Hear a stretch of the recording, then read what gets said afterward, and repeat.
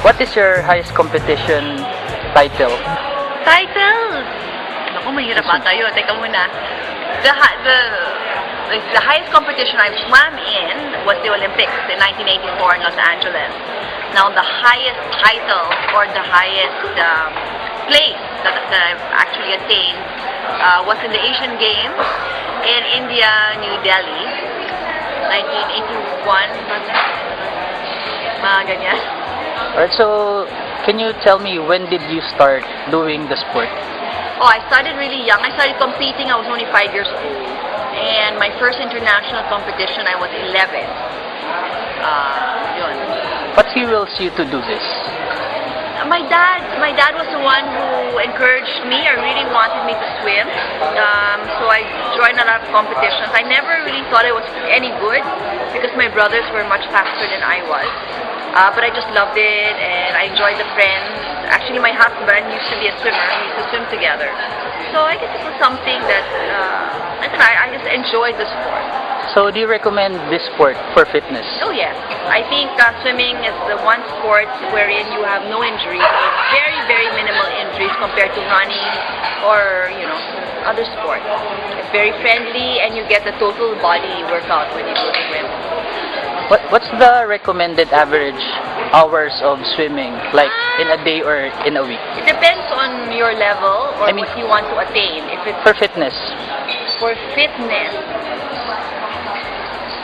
wow, that's tough. If you can, in any regular exercise, whether it be swimming, running, tennis, or in the gym, I think you should at least do something 3 times a week for it to actually be beneficial to your body.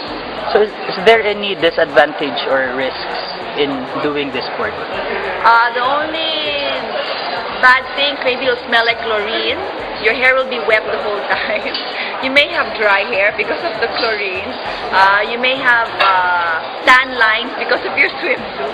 But that's the only side effects when it comes to swimming. Other than that, you'll have a nice toned body and you'll be able to save yourself wherever you may be. So it's always important to know how to swim. Don't ever forget that. What has been the hardest part in doing this sport? Hardest? Growing up, I would think was not being able to socialize. I had no party life growing up. It was always school, swimming, home, homework, wake up, swimming, school. That was my life for so many years. But it taught me discipline, and it taught me how to set goals and how to not give up. So it helped my life so much. If I wasn't a swimmer, I don't know how I would be today. What has been the most significant accomplishment in doing this sport? The most significant accomplishment, I guess, would say I went to the Olympics. I think that's a dream for a lot of athletes. And coming from the Philippines, wow, it's nice to be able to be part of that team. And what are the expectations that people will gain when they also engage in swimming?